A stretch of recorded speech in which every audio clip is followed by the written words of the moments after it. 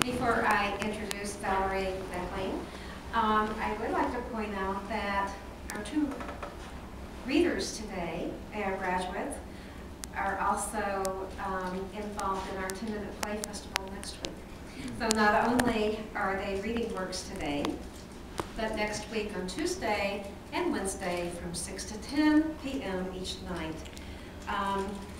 My playwriting class, in collaboration with Peter Shams, directing one class. And I'm looking at so many of you here who will have those plays performed. We will have our performances, and so you are also cordially invited to that. And I'm listening to you read and about to listen to Valerie and thinking, so you've been doing this and writing plays too. I'm amazed. Congratulations. Valerie McLean is from Orem, Utah, and a graduate of Orem High School. Her major is theater arts management, and her minor is English creative writing. And as you know, she's graduating this December. Her plans after graduation are, she's certainly hoping to work in theater, and then grad school for stage management.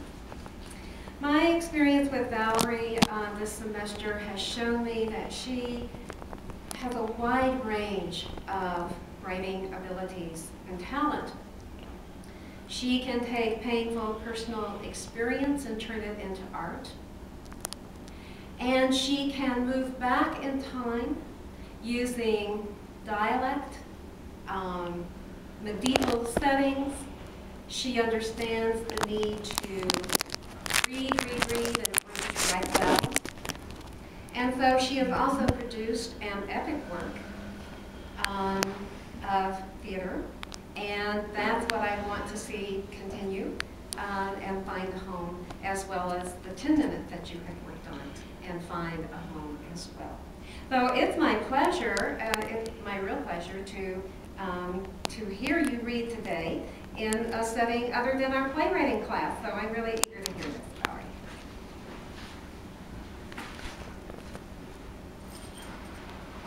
Thank you, Kay.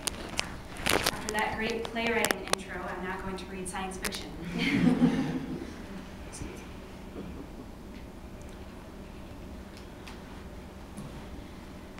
It always rains on Tuesday and Friday. I've heard that rain comes on different days in the other cities, but in my dome, it always rains on Tuesday and Friday. My father sometimes forgets his umbrella, even though it's rained on the same days of the week for his entire life. I never forget my umbrella. I like computers. I always have.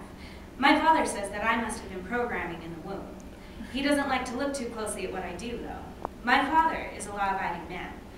Most of the people I know are law-abiding people. I just get too curious sometimes. Most systems of daily life are controlled by the governmental mainframe. The outer systems, though, have less security programming, and I've managed to find my way through quite a few of them. My father rants and fumes about hackers, and he lectures over meals about how they disrupt the day-to-day affairs of the community. I don't mean to disrupt things. Hacking just comes naturally to me. Every morning as we leave the house, the entryway robot hands us our jackets, bags, and on rain days, an umbrella, and wishes us a nice day. I had been exploring the weather systems. One Friday, the robot was tugging on my father's jacket as he headed out the door. "Don't forget your umbrella, sir," the robot said. My father huffed and thanked it. The robot nodded and said, "Have a rice day." "What was that?" my father demanded. "Have a rice day," the robot repeated. He looked at me and shook his head. "Hurry pears again." I rolled my eyes in agreement and followed as he stepped out the door. Outside, the regular Friday clouds were hiding the ceiling of the dome from view, filling the air across the city. The regular morning mist had arisen in the streets, coming from the misters hidden in bushes and between buildings. The street sweepers were about their usual tasks, and businessmen in suits strode up the sidewalks toward the central part of town where everyone worked. Everything was as it usually was on a usual day, except it was raining rice. "What is this?" my father demanded, holding out his hand to catch a few grains. "It's a rice day out," I responded. "I'd better get going. There will be chaos at the office," he said, flustered. "Will you be all right getting to work?" "I'm 16 years old. I can handle a 10-minute walk alone." So he bustled off, and I cheerfully whistled along my way behind him. No one was able to find the source of the rice showers. I followed the private government transcripts all day, and I was pleased to discover that no one, not a single computer analyst on the government payroll, could find my little program. 12 hours after beginning, the rice and the program vanished, leaving them all bewildered and leaving me feeling rather clever. Every morning when I get up, I go through a regular routine. I wash my face and brush my teeth. I read the city system reports, and then I sit down and try to hack into the governmental mainframe computer. I have to be careful, though. Every citizen of the domes has uniquely coded tags as part of the nanotechnology embedded in our blood cells. If I were to slip at the wrong moment, the mainframe would ID me, and my father and I would both get sent to prison. I never get close to the main system anyway, and it's good morning practice. After breakfasting with my father, we both head to work. He walks me to the programming department near the center of town, then heads off to maintenance. As far as jobs go, mine is far more important than his. He pulled all the strings he could to get me the interview, and he was absolutely overjoyed when I got the position. 16, he crowed, and working a real man's job, that's my girl. I had resigned myself. The programming department handled the day-to-day affairs of the city that I had learned to manipulate as a toddler. But after whizzing through my work every day, the position allowed me greater access to the dome systems. I learned early to keep my head down. Getting noticed is rarely good. One morning after my father left me on the steps of my building, I vaguely sensed that something was different. Something was wrong. I walked into the building, and none of the security personnel were at their posts. The lobby was deserted. I hurried up the stairs to my department. Everyone was standing around the cubicles, staring at the large display in the wall. I gaped at it. The shot was of the railway station, where citizens boarded for interdome transport. And there, broken across the tracks, was a wrecked train. What happened? I asked my nearest coworker, aghast. Nobody knows, he answered, as pale as I could feel myself to be. It's never happened before. The train programming has never failed. He shook his head and moved away, closer to the screen. I asked a few more people, but no one was able to tell me anything. So I waded through the crowd to my cubicle and sat down. I took a moment, took a deep breath. My existence had always been a stable one. Our dome and all the domes like it were maintained by elaborate software, by machines, and by people always watching to make sure everything always stayed the same. I liked messing with the system, but I didn't like this feeling of strange, unknown others doing the same.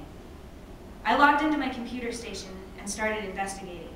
According to the news reports, there had been a collision between a train and a gate, the portal into the dome from the caverns outside. My eyes narrowed as I scanned the reports. The gate hadn't opened, hadn't responded to its commands. I closed out of the public reports, clicking a few times and opening a new window. The programming department transcript was much more detailed, but not much more informative. Something was interfering with the transport programming, but what? I didn't technically have permission to access the transportation department systems, but it didn't take long to bypass their security and start digging into the codes. The morning passed by as I sat there at my computer, as my coworkers milled aimlessly about the floor. I paid them no heed, my eyes glued to my screen as I searched for the answer. A virus. The discovery was sudden, electric. There it was, embedded in the gate system programming, but not only there. With the virus properly identified, I started tracing it, and it led me throughout the transportation systems. I followed it out from there, and in a moment, I realized that it was spreading rampantly through every mechanical system in our city, and that meant the whole city. My fingers flew. There, a quick code, a few short programs, and I tracked it, isolated a section of the virus. I needed to study it, to hack into the code in order to stop it. Moving fast, I took the section of virus and infected the computer in the cubicle next to mine. I only had moments. I scanned the computer readout, searching for clues. In a single moment, I saw it wasn't a virus at all. It was a program. Someone was deliberately destroying the dome systems. But it took hold faster than I expected, faster than I could contain, and it spread instantly to my computer and took it over. Panicked, I leapt to my feet and ran between the cubicles to the office at the end of the floor. I burst into my supervisor's office. "What is it?" he asked me, looking up into my panic-stricken face. "It's not an accident," I panted. "There's a virus, a program meant to destroy everything. Every system is being shut down. Sir, with the nanotechnology we've all gotten us, we're in danger too." "Get everyone out," he commanded.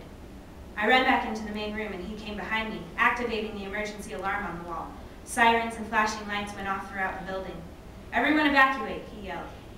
It was pandemonium. People were yelling at the tops of their lungs, pushing and shoving in their way to the exit. It was nearly